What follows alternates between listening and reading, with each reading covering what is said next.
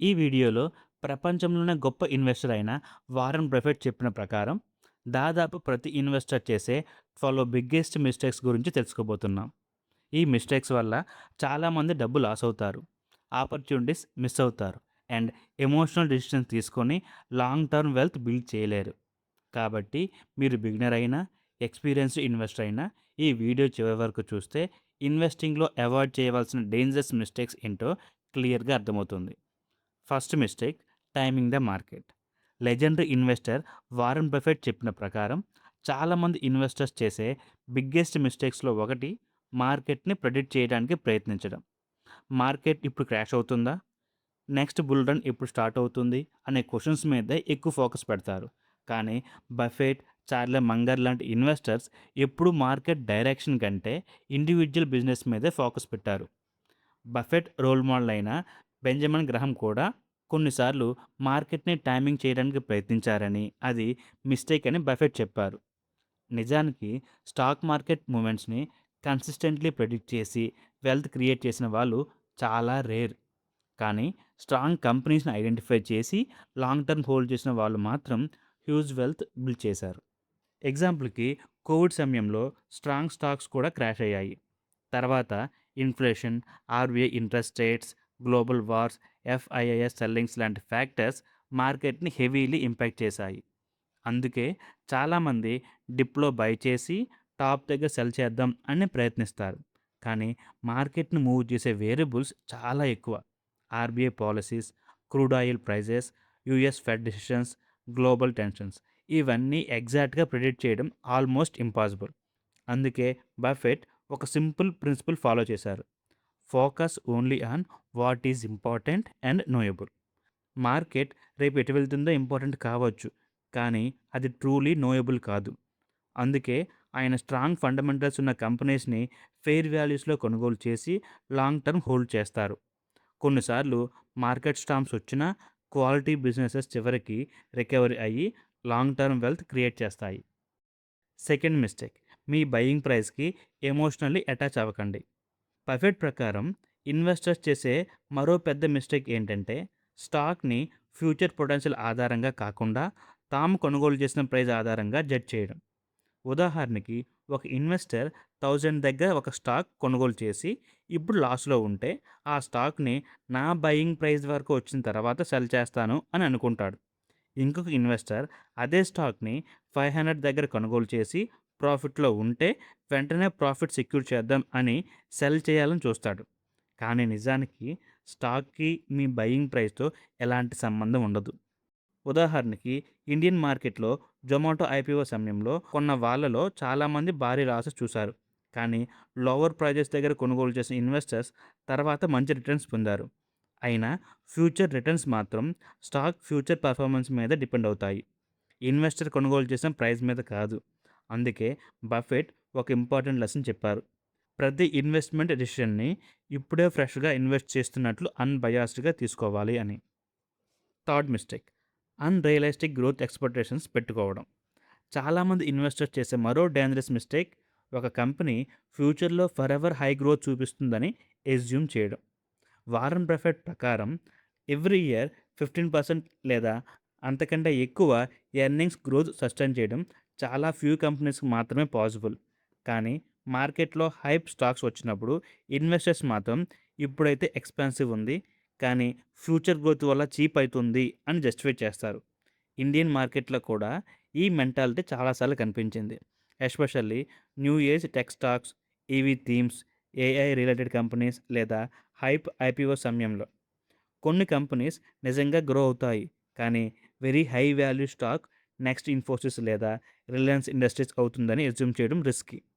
ఎందుకంటే high valuation స్టాక్స్లో invest చేసినప్పుడు ఆల్రెడీ ఫ్యూచర్ గ్రోత్ చాలా వరకు ప్రైస్లో రిఫ్లెక్ట్ అయ్యి ఉంటుంది. ఆ గ్రోత్ స్లైట్లీ స్లో అయినా స్టాక్ హెవీలీ కరెక్ట్ అయ్యే ఛాన్స్ ఉంటుంది. అందుకే బఫెట్ చెప్పేది సింపుల్: గ్రోత్ ఇంపార్టెంట్, కానీ growth at any price dangerous trap అని. ఫోర్త్ మిస్టేక్, ఎక్కువ లేవరేజ్ ఉపయోగించడం. బఫెట్ ప్రకారం ఒక డిసిప్లైన్డ్ అండ్ ఇంటెలిజెంట్ ఇన్వెస్టర్ కూడా సీరియస్ ట్రబుల్లో పడే బిగ్గెస్ట్ రీజన్ ఎక్సెసివ్ లేవరేజ్. అంటే బారోడ్ మనీతో ఇన్వెస్టింగ్ లేదా ట్రేడింగ్ చేయడం. చాలామంది లోన్ తీసుకొని ఇన్వెస్ట్ చేస్తే రిటర్న్స్ కూడా పెద్దవిగా వస్తాయి అని అనుకుంటారు. కానీ మార్కెట్ ఆపోజిట్ డైరెక్షన్‌లో మూవ్ అయితే అదే లేవరేజ్ పోర్ట్‌ఫోలియోని డిస్ట్రాయ్ చేస్తుంది. ఇండియన్ మార్కెట్‌లో కూడా బుల్ రన్ సమయంలో చాలామంది margin trading, future and options, pledged holdings ద్వారా అగ్రెసివ్ ఆప్షన్స్ తీసుకుంటారు. మార్కెట్ కొంచెం ఎగెన్స్ట్ అయితే బ్రోకర్స్ మార్జిన్ కాల్స్ ఇష్యూ చేస్తారు. క్యాష్ యాడ్ చేయకపోతే పొజిషన్స్ ఫోర్స్‌ఫుల్లీ స్క్వేర్ ఆఫ్ అవుతాయి. చాలాసార్లు ఇన్వెస్టర్ ఎనాలిసిస్ కరెక్ట్ అయినా కూడా సర్వైవ్ అవ్వలేడు. ఇదే బఫెట్ చెప్పే మెయిన్ పాయింట్. లేవరేజ్ వల్ల మీరు రైట్ అయినా గేమ్‌లో కంటిన్యూ అయ్యే అవకాశం ఉండకపోవచ్చు అని. ఫిఫ్త్ మిస్టేక్, చిన్న డీటెయిల్స్‌లో ఇరుక్కొని బిగ్ పిక్చర్ మర్చిపోవడం. బఫెట్ చెప్పిన మరో ఇంపార్టెంట్ మిస్టేక్, బిజినెస్ గురించి అన్నెసెసరీ డీటెయిల్స్‌లో ఎక్కువగా ఇరుక్కొని ఓవరాల్ బిగ్ పిక్చర్‌ని మిస్ అవ్వడం. బఫెట్ ప్రకారం ఒక కంపెనీని ఎవాల్యుయేట్ చేయడానికి 3 విషయాలు చాలా important. First one, future economics of business and industry. Second one, management quality. Third one, right price. ఈ 3 కరెక్ట్‌గా ఉంటే ప్రతి చిన్న డీటెయిల్ గురించి టెన్షన్ పడాల్సిన అవసరమే లేదు. కానీ చాలామంది investors annual reports, tiny matrix, rumours, news flow, social media discussions లాంటి వాటిలో ఇరుక్కొని యాక్చువల్ బిజినెస్ క్వాలిటీని ఓవర్‌లుక్ చేస్తారు. ఇండియన్ మార్కెట్‌లో కూడా ఇదే జరుగుతుంది. ఉదాహరణకి, ఒక స్ట్రాంగ్ కంపెనీ లాంగ్ టర్మ్‌గా గ్రో అయ్యే పొటెన్షియల్ ఉన్నా investors temporary news, quarterly results లేదా స్మాల్ ఇష్యూస్ చూసి పానిక్ అవుతారు. మరోవైపు strong management, growing industry, healthy cash flow ఉన్న బిజినెసెస్‌ని సింపుల్‌గా ఐడెంటిఫై చేసిన ఇన్వెస్టర్ లాంగ్ టర్మ్‌లో వెల్త్ క్రియేట్ చేస్తారు. బఫెట్ కూడా బిజినెసెస్‌ని ఓవర్‌లీ కాంప్లికేటెడ్‌గా అనలైజ్ చేయడు. ఇయర్స్ ఆఫ్ ఎక్స్‌పీరియన్స్ వల్ల ఆయన చాలా త్వరగా బిజినెస్ క్వాలిటీ, మేనేజ్మెంట్, వాల్యుయేషన్‌ని అసెస్ చేస్తాడు. Sixth point, unnecessarily complicated investment చేయడం. వారన్ బఫెట్ మరియు చార్లెస్ మంగర్ చెప్పే ఇంపార్టెంట్ లెసన్ ఏంటంటే, ఇన్వెస్టింగ్‌లో సక్సెస్ రావాలంటే కాంప్లికేటెడ్ స్ట్రాటజీస్ అవసరం లేదు. చాలామంది ఇన్వెస్టర్స్ కాంప్లెక్స్ అనాలిసిస్ ఉంటేనే బిగ్ రిజల్ట్స్ వస్తాయి అని బిలీవ్ చేస్తారు. కానీ బఫెట్ ప్రకారం ఇన్వెస్టింగ్ వరల్డ్‌లో సింపుల్ ఐడియాస్ చాలాసార్లు బెస్ట్ రిజల్ట్స్ ఇస్తాయి. లైఫ్‌లో టఫ్ ఎగ్జామ్స్ క్రాక్ చేయడం, డిఫికల్ట్ ప్రాబ్లమ్ సాల్వ్ చేయడం గ్రేట్ అచీవ్‌మెంట్ కావచ్చు. కానీ ఇన్వెస్టింగ్‌లో మాత్రం అన్నెసెసరీ కాంప్లెక్సిటీ చాలాసార్లు లాసెస్‌కు దారితీస్తుంది. సెవెంత్ మిస్టేక్, ఆపర్చునిటీస్‌ని చాలా నారోగా చూడడం. బఫెట్ చెప్పిన మరో మిస్టేక్, ఇన్వెస్టింగ్ ఆపర్చునిటీస్‌ని చాలా నారోగా లిమిట్ చేసుకోవడం. చాలామంది ఇన్వెస్టర్స్ ఒకే సెక్టర్, ఒకే థీమ్ లేదా ఒకే టైప్ ఆఫ్ స్టాక్స్ మీద మాత్రమే ఫోకస్ పెడతారు. ఉదాహరణకి, నేను ఐటీ స్టాక్స్‌లోనే ఇన్వెస్ట్ చేస్తాను, డివిడెండ్ స్టాక్స్ మాత్రమే కొనుగోలు చేస్తాను, క్రిప్టో తప్ప ఇంకేమీ కాదు లాంటి మైండ్ సెట్ డెవలప్ అవుతుంది. కానీ బఫెట్ ప్రకారం ఆపర్చునిటీస్ ఎక్కడి నుంచైనా రావచ్చు. మార్కెట్ కాన్స్టెంట్‌లీ మారుతూ ఉంటుంది. ఒకప్పుడు ignored sector later biggest wealth create అవ్వచ్చు. ఇండియన్ మార్కెట్‌లో కూడా ఇది క్లియర్‌గా కనిపించింది. కొన్ని ఇయర్స్ బ్యాక్ చాలామంది ఇన్వెస్టర్స్ ట్రెడిషనల్ సెక్టార్స్ మాత్రమే చూస్తుండగా, later railway stocks, defence companies, PSU stocks, renewable energy themes huge rallies ఇచ్చాయి. అదే సమయంలో పాపులర్ సెక్టార్స్ కొన్నిసార్లు అండర్ పెర్ఫార్మ్ కూడా చేశాయి. బఫెట్ చెప్పే సింపుల్ లెసన్, ఓపెన్ మైండెడ్‌గా ఉండాలి. Circle of competence important. కానీ టూ నారోడ్ మైండెడ్ అవ్వకూడదు. ఎందుకంటే స్టాక్ మార్కెట్ ఆపర్చునిటీస్ చాలాసార్లు పీపుల్ లీస్ట్ ఎక్స్‌పెక్ట్ చేసే చోటే కనిపిస్తాయి.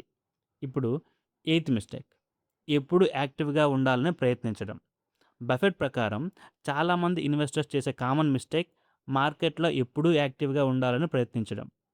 ప్రతిరోజు ఏదో ఒక స్టాక్ కొనాలి, ప్రతి వీక్ కొత్త ట్రేడ్ ఉండాలి అనే మైండ్ సెట్ వల్ల అన్నెసెసరీ మిస్టేక్స్ జరుగుతాయి. కానీ ఇన్వెస్టింగ్ అలా పనిచేయదు. మంచి ఆపర్చునిటీస్ ప్రతిరోజు రావు. కొన్ని పీరియడ్స్‌లో బేర్ మార్కెట్ వల్ల ఎక్సలెంట్ ఆపర్చునిటీస్ కనిపిస్తాయి. కానీ బుల్ మార్కెట్‌లో ఎంత సెర్చ్ చేసినా రీజనబుల్ వాల్యుయేషన్ దొరకపోవచ్చు. ఇండియన్ మార్కెట్‌లో కూడా ఇదే జరుగుతుంది. స్ట్రాంగ్ కరెక్షన్ వచ్చినప్పుడు క్వాలిటీ స్టాక్స్ అట్రాక్టివ్ ప్రైస్‌లో దొరుకుతాయి. కానీ యుఫోరిక్ బుల్ మార్కెట్స్‌లో చాలామంది ఇన్వెస్టర్స్ ఫోమో వల్ల ఓవర్ వాల్యూడ్ స్టాక్స్ కొనేస్తారు. క్వాలిటీ కంపెనీ ఫెయిర్ ప్రైస్‌లో దొరికినప్పుడు మాత్రమే ఇన్వెస్ట్ చేయాలి. ఎందుకంటే ఇన్వెస్టింగ్‌లో చాలాసార్లు ఇన్‌యాక్షన్ ఇట్‌సెల్ఫ్ ఒక పవర్‌ఫుల్ స్ట్రాటజీ అవుతుంది. నైన్త్ మిస్టేక్, ఓవర్ డైవర్సిఫికేషన్ చేయడం. బఫెట్ చెప్పిన ప్రకారం మరో ఇంపార్టెంట్ మిస్టేక్, అన్నెసెసరీలీ ఎక్కువ డైవర్సిఫికేషన్ చేయడం. చాలామంది ఇన్వెస్టర్స్ రిస్క్ తగ్గించుకోవాలనే పేరుతో 30, 40, 50 స్టాక్స్ కొనేస్తారు. కానీ బఫెట్ ప్రకారం మీరు బిజినెసెస్‌ని నిజంగా అండర్‌స్టాండ్ చేయగలిగితే హ్యాండ్‌ఫుల్ ఆఫ్ స్ట్రాంగ్ కంపెనీస్ చాలా సార్లు ఎనఫ్. ఎందుకంటే వెల్త్ క్రియేట్ చేసేది ఎక్కువగా బెస్ట్ ఐడియాస్, యావరేజ్ ఐడియాస్ కాదు. ఇండియన్ మార్కెట్‌లో కూడా చాలామంది ఇన్వెస్టర్స్ తమ బెస్ట్ స్టాక్స్‌లో కన్విక్షన్ లేకుండా ర్యాండమ్ స్టాక్స్ యాడ్ చేసి పోర్ట్‌ఫోలియోని డైల్యూట్ చేస్తారు. 10థ్ mistake, confirmed bias. Buffett and Charles Munger ప్రకారం ఇన్వెస్టర్స్ చేసే డేంజరస్ మిస్టేక్‌లో ఒకటి కన్ఫర్మేషన్ బయాస్. అంటే మనం ఆల్రెడీ బిలీవ్ చేస్తున్నది కరెక్ట్ అని ప్రూవ్ చేసే ఇన్ఫర్మేషన్ మాత్రమే సెర్చ్ చేయడం. ఒక స్టాక్ కొనుగోలు చేసిన తర్వాత దాని పాజిటివ్స్ మాత్రమే చూడటం, నెగెటివ్స్‌ని ఇగ్నోర్ చేయడం చాలామంది ఇన్వెస్టర్స్ చేస్తారు. ఇండియన్ మార్కెట్‌లో కూడా ఇదే జరుగుతుంది. ఒక ఇన్వెస్టర్ హైప్ స్టాక్ లేదా ఫేవరెట్ కంపెనీలో ఇన్వెస్ట్ చేసిన తర్వాత YouTube videos, Twitter post, news articles అన్నింట్లో కూడా తన ఒపీనియన్‌కి సపోర్ట్ చేసే విషయాలు మాత్రమే వెతుకుతాడు. కానీ రియల్ ఇన్వెస్టింగ్ అంటే ఆపోజిట్ వ్యూని కూడా రేషనల్‌గా అనలైజ్ చేయడం.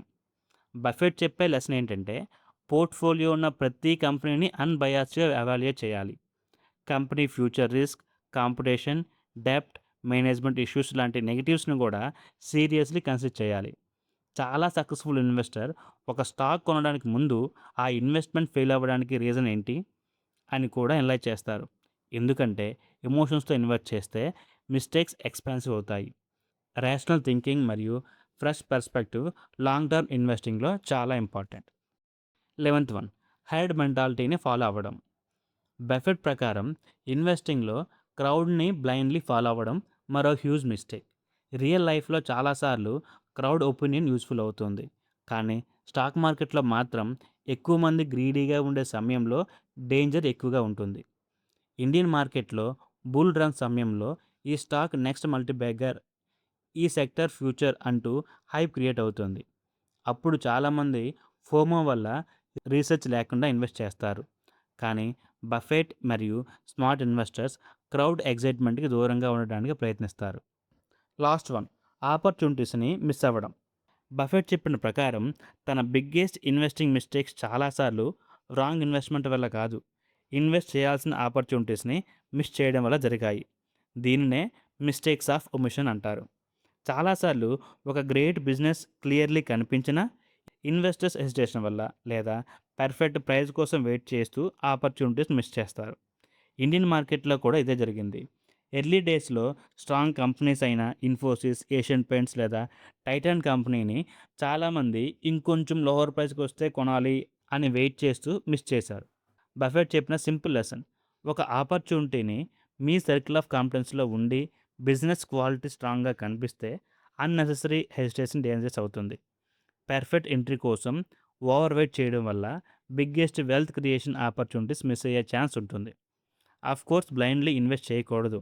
కానీ ట్రూలీ ఎక్సెప్షనల్ బిజినెస్ కనిపించినప్పుడు ఫియర్ లేదా ఓవర్ థింకింగ్ వల్ల కంప్లీట్లీ మిస్ అవ్వడం కూడా కాస్ట్లీ మిస్టేక్ అవుతుంది. మీరు ఈ 12 మిస్టేక్స్ అవాయిడ్ చేస్తే మీ ట్రేడింగ్ లాసెస్ నుంచి ప్రాఫిట్‌లో ఉండే ఛాన్స్ ఉంది. ఈ వీడియో మీకు నచ్చినట్లయితే లైక్, షేర్ అండ్ సబ్స్క్రైబ్ చేసుకోవడం మర్చిపోవద్దు.